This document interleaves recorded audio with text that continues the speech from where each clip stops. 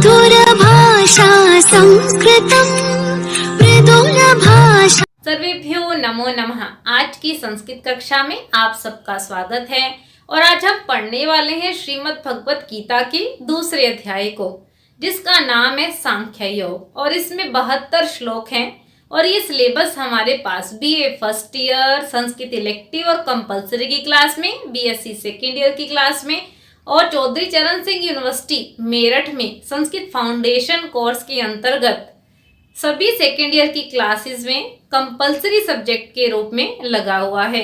और ये सिलेबस हमारे पास कुरुक्षेत्र यूनिवर्सिटी कुरुक्षेत्र के अलावा गुरु Jambheshwar university Hisar, Maharshi Dayanand university Rohtak, Chaudhary Devilal university Sirsa और इसके अलावा हम सब जानते हैं श्रीमद् भगवत गीता केवल हमारे एक परीक्षा की दृष्टि से ही एक विषय नहीं है, हमारे सिलेबस का ही विषय नहीं बल्कि हमारे एक जीवन का भी विषय है, जिसे प्रत्येक जनमानस को जानने की आवश्यकता है।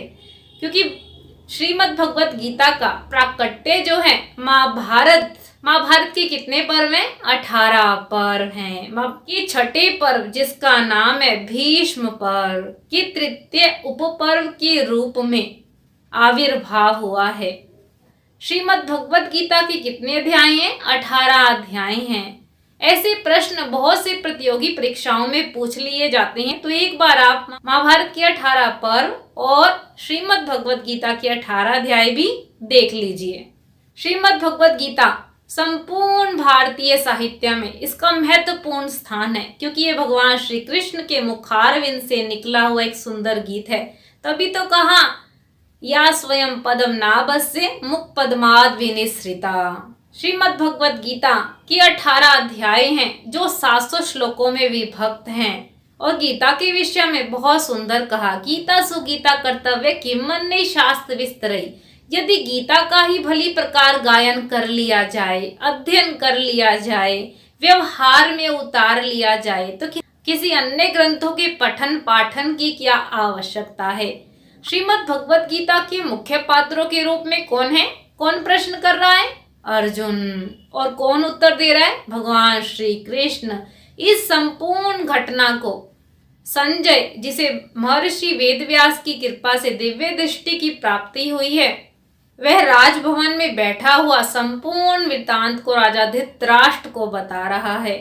हम जानते हैं कुरुक्षेत्र की युद्ध भूमि में कौरव और पांडवों की सेना खड़ी है, परंतु अर्जुन जब अपने शत्रु पक्ष में अपने कौरव इत्यादि भाइयों को, भीष्म पितामह को, द्रोणाचार्य आदि गुरुजनों को देखता है तो विचलित हो जाता है और युद्ध ना करने का निर्णय ले बैठता है। तब भगवान श्री कृष्ण अर्जुन को उपदेश देते हैं और उपदेश देते वक्त अर्जुन बहुत से प्रश्न करता है। वो केवल प्रश्न अर्जुन के नहीं है, हम सब के भी प्रश्न हैं। तो चलिए हम भी जानते हैं उनके उन प्रश्नों को और उनके समाधानों को। ये लेक्चर कई सीरीज में चलने वाला है, क्योंकि आप जानते हैं इस दूसरे अध्याय में कितने श्लोक हैं? 72 श्लोक हैं, जो लगभग 10 सीरीज में हम इसे जानेंगे। आप अपनी क्लास के सिलेबस के अनुसार इन श्लोकों की संख्या को देखकर इन सभी लेक्चर्स को जरूर अटेंड करें और साथ साथ नोट्स भी बनाएं। और लेक्चर को लाइक करना, शेयर करना और सब्सक्राइब करना तो भूलना ही नहीं है। तो चलिए आरंभ करते हैं। हम पिछले कई लेक्चर से श्रीमद् भगवत गीता के दूसरे अध्याय के श्लोकों को जान रहे हैं। उसी श्रृंखला में अब हम आगे के श्लोकों को जानेंगे। तो एक बार आप श्लोकों की संख्या देख लीजिए। अभी तक हम लगभग 5 भागों में 38 श्लोक जो हैं कर चुके हैं और आज की कक्षा में हम 39 से लेके 45 तक श्लोकों को जानेंगे। और अगर आपने अभी तक पिछले लेक्चर नहीं सुने हैं तो ये पिछले लेक्चर सुन लीजिए, क्योंकि आप जानते हैं तो इन सभी लेक्चर्स को सीरीज में जानना बहुत जरूरी है।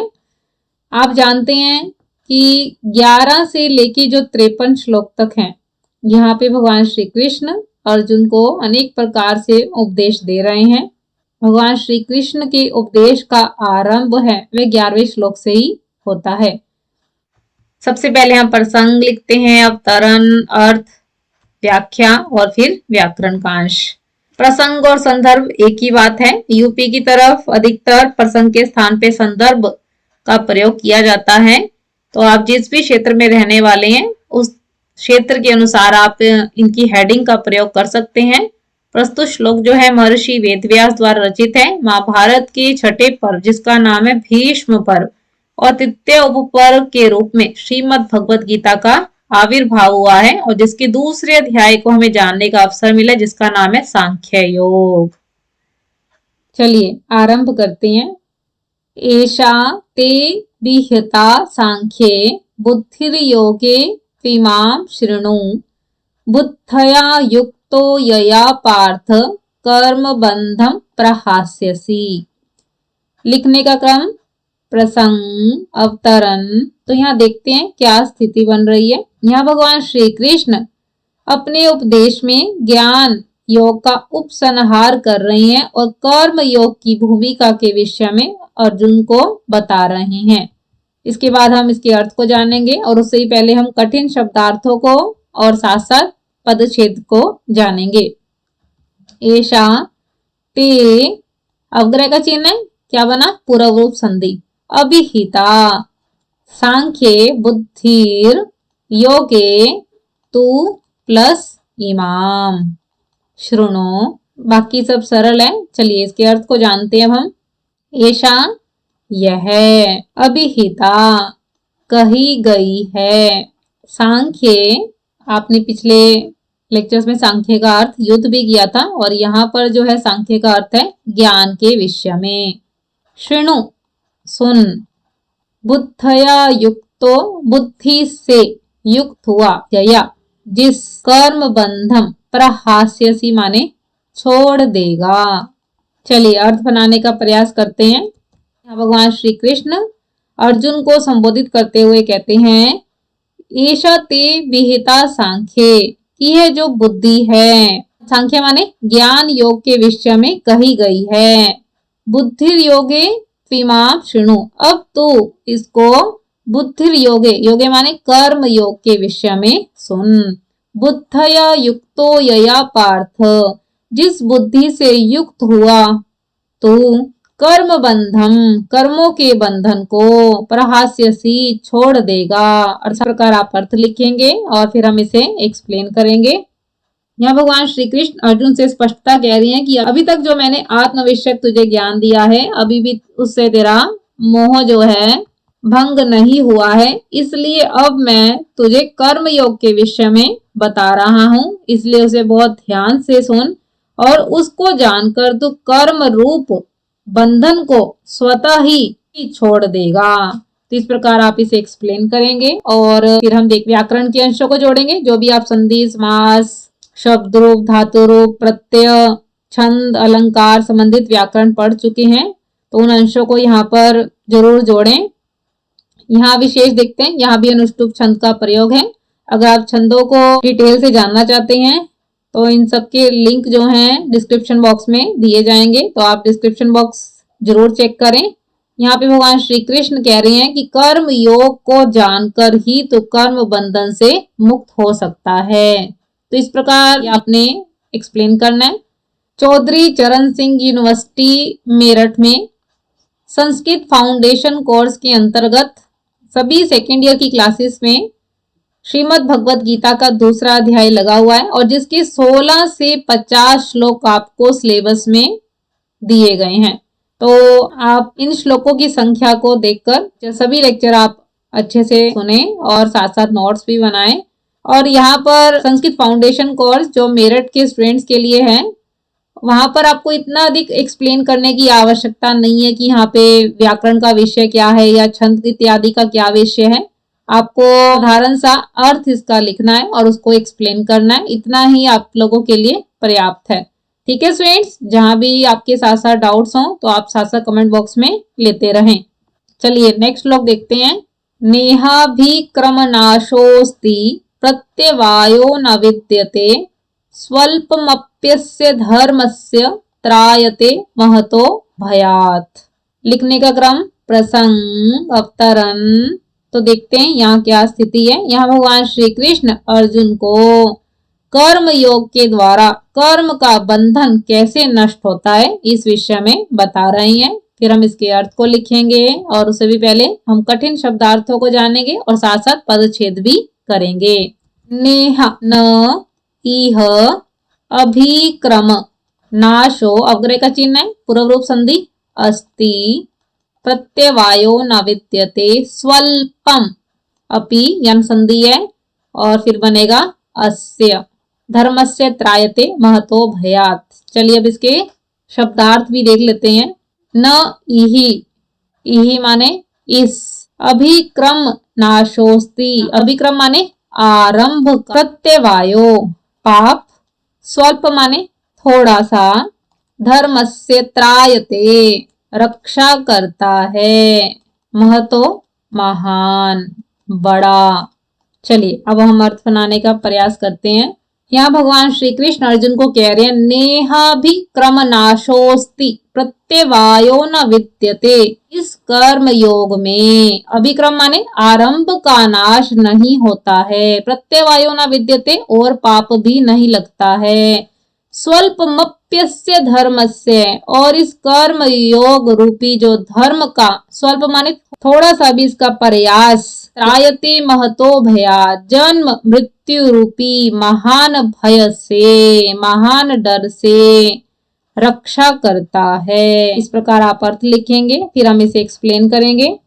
यहाँ भगवान श्री कृष्ण अर्जुन से कहते हैं कि जब कोई पुरुष कर्म योग में प्रवृत्त होता है तो आरंभ किया हुआ कर्म योग यदि पूर्ण होने से पहले ही बीच में खंडित हो जाए, टूट जाए, निष्फल हो जाए, पूर्ण ना हो, ऐसी स्थिति में भी उस कर्म योगी को पाप नहीं लगता है, क्योंकि इस कर्म योग रूपी धर्म का थोड़ा सा भी अंश जो है संसार के महान भय से, जन्म मृत्यु रूपी महान भय से रक्षा प्रदान करता है। तो इस प्रकार आप इसे एक्सप्लेन करेंगे और फिर हम इसके व्याकरण के अंशों को जोड़ेंगे।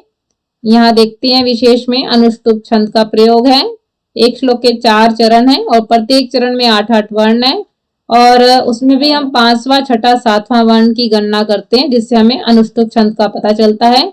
यहाँ पर ऐसा बताया गया है कि कर्म योग साधक के लिए सभी स्थितियों में लाभदायक है, हितकर है। इस प्रकार आपने स्टूडेंट्स श्लोक को एक्सप्लेन करना है। चलिए आगे बढ़ते हैं। व्यवसायात्मिका बुद्धि रेकेह कुरुनंदन बहुशाखा ह्यनंताश्च बुद्धयो व्यवसायिनाम। लिखने का क्रम, प्रसंग, अवतरण। तो देखते हैं यहाँ क्या स्थिति है। यहाँ भगवान श्री कृष्ण अर्जुन को निष्काम और सकाम व्यक्तियों की बुद्धि का भेद, बुद्धि का अंतर बताते हुए कह रहे हैं कि, फिर हम इसके अर्थ को लिखेंगे और उससे ही पहले हम कठिन शब्दार्थों को जानेंगे और साथ साथ पदच्छेद भी करेंगे। व्यवसायात्मिका बुद्धि, र का विसर्ग हुआ, विसर्ग संधि के अनुसार, एका ही, यहाँ पर गुण संधि का प्रयोग है।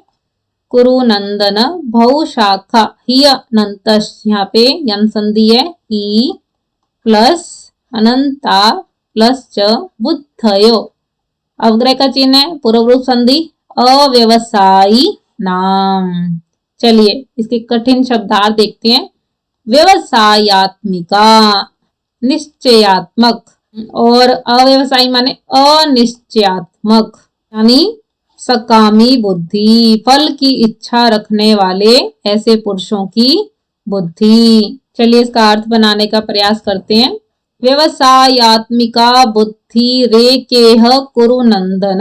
कुरुनंदन किसके लिए प्रयोग है? अर्जुन के लिए। यहाँ भगवान श्री कृष्ण अर्जुन को कह रहे हैं कि इस कर्म योग में व्यवसायात्मिका या निश्चयात्मकता बुद्धि एक ही होती है, परंतु बहुशाखा ही अनंताश्च बुद्धयो अव्यवसायिनाम, जिनकी अनिश्चयात्मक बुद्धि होती है, अर्थात जो सकामी पुरुषों की जो बुद्धि होती है वह क्या होती है? बहुशाखा ही अनंताश्च, बहुत भेदों वाली और अनंत होती है। फिर हम इसे एक्सप्लेन करेंगे। यहाँ भगवान श्री कृष्ण अर्जुन से कहते हैं कि जो पुरुष निष्काम भाव से कर्म करता है उसकी बुद्धि तो एकनिष्ठ रहती है, परंतु जो पुरुष सकाम भाव से फल की इच्छा से कर्म में प्रवृत्त होते हैं, कार्यों को करते हैं, ऐसे पुरुषों की बुद्धि जो है इच्छाओं के अनंत होने के कारण बहुत भेदों वाली होती है, अर्थात चंचल होती है। तो इस प्रकार आप एक्सप्लेन करेंगे और फिर हम व्याकरण के अंशों को जोड़ेंगे। फिर विशेष देखते हैं, यहाँ भी अनुष्टुप छंद का प्रयोग है और काम कर्म के महत्व को यहाँ पर बताया गया है। और कुरुनंदन आपने देखा यहाँ किसके लिए प्रयोग है, अर्जुन के लिए प्रयोग किया गया है, क्योंकि कुरु वंश में उत्पन्न होने के कारण अर्जुन को कुरुनंदन कहा गया है। तो इस प्रकार स्टूडेंट्स श्लोकों को इस तरीके से आपने अटेम्प्ट करना है। जहां भी आपके डाउट्स हो, जहां भी आपको मुश्किल लग रही हो, तो वहां आप साथ साथ कमेंट बॉक्स में पूछते रहें। चलिए नेक्स्ट श्लोक देखते हैं। यामिमां पुष्पितां वाचं प्रवदन्त्य विपश्चितः वेदवादरतः पार्थ नान्यदस्तीति वादिनः कामात्मानः स्वर्गपरा जन्म कर्म फलप्रदां क्रिया विशेष बहुलां भोगैश्वर्य गतिम प्रति। लिखने का क्रम प्रसंग अवतरण। तो यहाँ देखते हैं क्या स्थिति है। यहाँ भगवान श्री कृष्ण अर्जुन को जो सकाम कर्म करते हैं, फल की इच्छा के साथ जुड़कर कार्य करते हैं, उनकी बुद्धि निश्चयात्मक क्यों नहीं होती, उसका कारण बता रहे हैं। फिर हम इसके अर्थ को लिखेंगे और उससे पहले हम कठिन शब्दार्थों को जानेंगे और साथ साथ पदच्छेद भी करेंगे। अब स्टूडेंट्स ये दोनों श्लोक को आपको इकट्ठे करने हैं, क्योंकि इन सकाम पुरुषों की बुद्धि के विषय में यहाँ पर बताया गया, तो ये दोनों श्लोक हम इकट्ठे यहाँ पर समझेंगे। चलिए देखते हैं। इमाम पुष्पिता वाचम प्रवदंती, यन संधि है यहाँ पर, अविपश्चित न अन्यत अस्ति इति कामात्माना स्वर्गपरा जन्म कर्म फल प्रदाम क्रिया विशेष बहुलाम भोगैश्वर्य, भोग प्लस ऐश्वर्य गतिम प्रति। तो चलिए इसके हम शब्दार्थ देखते हैं। याम किसके बारे में बात की यहाँ पे, बुद्धि, जिस, इमाम इस प्रकार की, पुष्पिताम फल वाली, अलंकृत, वाचम वाणी, प्रवदंती कहना, अविपश्चितः अज्ञानी लोग, वेदवाद रतः यानी वेदों के जो कथन में लगे रहते हैं, पार्थ अर्जुन के लिए प्रयोग हुआ है। ना अन्यत अस्ति इति वादिनः, वादिनः माने कहने वाले। कामात्माना इसका अर्थ है सकामी पुरुष जो फल की इच्छा के साथ कार्य करते हैं। क्रिया विशेष बहुलाम और जो बहुत सी विशेष क्रियाओं वाले हैं। भोग ऐश्वर्य, ऐश्वर्य प्रति, बाकी सब सरल है। चलिए अर्थ बनाने का प्रयास करते हैं। अब देखिए फ्रेंड्स, श्लोक को देखकर आप ऐसा नहीं कह सकते कि बिल्कुल पहले वर्ड से ही श्लोक की हिंदी स्टार्ट होगी। आप इसे अच्छे से पढ़िए और जैसे जैसे आप पढ़ते जाएंगे आपको अभ्यास हो जाएगा कि श्लोक कहाँ से आरंभ हो रहा है, कैसे आरंभ करना है। तो बड़े ध्यान से समझिए। यहाँ पर देखिए कामात्मानः, यहाँ से आरंभ करेंगे। भगवान श्री कृष्ण अर्जुन को संबोधित करते हुए कह रहे हैं, हे पार्थ, हे अर्जुन, कामात्माना सकामी पुरुष जो फल की इच्छा से कार्य करते हैं, वेदवाद रतः और वेदों के कथन मात्र में ही लगे रहते हैं, ऐसे जो पुरुष हैं स्वर्ग परा, स्वर्ग को चाहने वाले होते हैं। ना अन्यदस्ति इति और इसके अतिरिक्त कुछ नहीं है, वादिनः ऐसा कहने वाले हैं। कौन है वो? अविपश्चितः अज्ञानी लोग हैं। ऐसे अज्ञानी लोग जन्म कर्म फल प्रदान, जन्म रूपी कर्म फल को देने वाली तथा भोगैश्वर्यम गति और भोग और ऐश्वर्य की प्राप्ति के लिए क्रिया विशेष बहुलाम बहुत सी क्रियाओं वाली, यामिमा पुष्पिता वाचम इस प्रकार की इच्छाओं वाली अलंकृत वाणी को बोलते हैं। तो यहाँ पर एक सकामी पुरुष की स्थिति को बताया गया है। इस प्रकार आप अर्थ लिखेंगे, फिर हम इसे एक्सप्लेन करेंगे। यहाँ पे भगवान श्री कृष्ण बहुत स्पष्ट कह रहे हैं कि जो फल की इच्छा से कार्य करते हैं उनके लिए स्वर्ग आदि से बढ़कर कुछ भी नहीं होता है। इस तरह की वो बातें करते हुए हमें दिखाई देते हैं और वो सदैव आसक्ति में, भोगों में लगे रहते हैं, स्वर्ग की इच्छा की प्राप्ति के लिए तत्पर रहते हैं। तो ऐसे लोगों की जो वाणी है कुछ ही समय के लिए प्रिय लगने वाली होती है। तो इस प्रकार आप एक्सप्लेन करेंगे, फिर हम इसके व्याकरण के अंशों को जोड़ेंगे और फिर विशेष देखते हैं। यहाँ पर स्पष्ट कह दिया गया है कि जो वेदों की यथार्थ ज्ञान को नहीं जानता और केवल स्वर्ग आदि फलों की इच्छा के कारण कर्मों में प्रवृत्त होता है, तो ऐसे पुरुषों की बातें जो हैं क्षणिक सुख देने वाली होती हैं। और यहाँ पर पार्थ का प्रयोग किया गया। कुंती का एक नाम प्रीता है, इसलिए अर्जुन के लिए पार्थ शब्द का प्रयोग किया गया है। इस तरीके से स्टूडेंट्स आपने श्लोक अटेम्प्ट करने हैं। आपको समझ आ रहा है ना? साथ साथ आप कमेंट बॉक्स में रिप्लाई करते रहिए। चलिए आगे बढ़ते हैं। भोगैश्वर्य प्रसक्तानां तया प्रहित चेतसां व्यवसायात्मिका बुद्धि समाधौ न विधीयते। लिखने का क्रम प्रसंग अवतरण। तो यहाँ देखते हैं क्या स्थिति है। यहाँ भगवान श्री कृष्ण अर्जुन को बता रहे हैं कि किस प्रकार के पुरुषों की बुद्धि निश्चयात्मक नहीं होती हैं, क्योंकि आपने भी जाना कि जो सकाम पुरुष होते हैं यानी जो फल की इच्छा से कार्य करते हैं उनकी बुद्धि भी जो है निश्चयात्मक नहीं होती है। तो चलिए जानते हैं वो कौन से पुरुष हैं, फिर हम इसके अर्थ को लिखेंगे और उससे भी पहले हम कठिन शब्दार्थों को जानेंगे और साथ साथ पदच्छेद भी करेंगे। भोगैश्वर्य, भोग, ऐश्वर्य, प्रसक्तानां तया अपहृत चेतसां व्यवसायात्मिका बुद्धि समाधौ न विधीयते। बाकी सब सरल है। कठिन शब्दार्थ देखते हैं।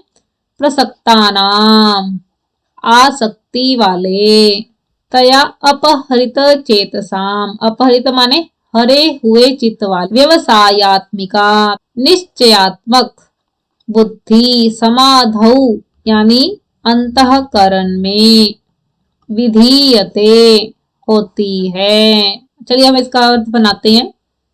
भोगैश्वर्य प्रसक्तानां तया अपहृत चेतसां, जो सदैव भोग और ऐश्वर्य की प्राप्ति में ही आसक्त रहते हैं, लीन रहते हैं, और तया अपहृत चेतसां, और जिनका चित्त जो है उस वेद वाणी के द्वारा हर लिया गया है, व्यवसायात्मिका बुद्धि, उन पुरुषों के समाधो माने अंतःकरण में जो निश्चयात्मक बुद्धि है, न विधीयते नहीं होती है। इस प्रकार आप अर्थ लिखेंगे, फिर हम इसे एक्सप्लेन करेंगे। यहाँ भगवान श्री कृष्ण अर्जुन से कह रहे हैं कि जो पुरुष मात्र भोग ऐश्वर्य में आसक्त रहते हैं, फल की इच्छा से कार्यों की ओर प्रवृत्त होते हैं, उनका आत्मज्ञान भारी रूप से भोग ऐश्वर्य तक ही सीमित होता है। ऐसे सकामी पुरुष जो केवल फल की इच्छा के साथ कार्य करते हैं, उनकी बुद्धि भी जो है निश्चयात्मक स्थिति में नहीं होती है। अतः उनके हृदय में मोक्ष या आत्मविषयक एक निष्ठ बुद्धि नहीं होती है। इस प्रकार आप एक्सप्लेन करेंगे और फिर हम व्याकरण के अंशों को जोड़ेंगे। यहाँ भी विशेष में अनुष्टुप छंद का प्रयोग है और यहाँ पर बता रहे हैं कि व्यक्ति को अपनी बुद्धि को एकाग्र करने के लिए भोग और ऐश्वर्यों से रहित होना होगा, तभी उसकी बुद्धि जो है निश्चयात्मक स्थिति में हो सकती है। इस प्रकार आपने श्लोक अटेम्प्ट करने हैं। स्टूडेंट समझ आ रहा है ना आपको? चलिए आगे बढ़ते हैं। आज के लेक्चर का ये लास्ट श्लोक है। त्रैगुण्य विषया वेदा निस्त्रिगुण्यो भवार्जुन, निर्द्वंदो नित्य सत्वस्थो निर्योग क्षेम आत्मवान। लिखने का क्रम प्रसंग अवतरण। तो यहाँ देखते हैं क्या स्थिति है। यहाँ भगवान श्री कृष्ण अर्जुन से फल भोग की अपेक्षा योग में प्रवृत्त होने का उपदेश दे रहे हैं और उसके बाद हम इसके अर्थ को लिखेंगे और उससे भी पहले हम कठिन शब्दार्थों को जानेंगे और साथ साथ पदच्छेद भी करेंगे। त्रैगुण्य विषय भेदे निस्त्रैगुण्यो भव अर्जुन, निर्द्वंदो नित्य सत्वस्थो निर्योगक क्षेम आत्मवान। बाकी सब सरल है। चलिए अर्थ बनाते हैं। त्रिगुण्य कहने से आपको पता चल रहा है 3 गुणों के बारे में बात की गई है। 3 गुण कौन से हैं? सत्व, रजस और तामस।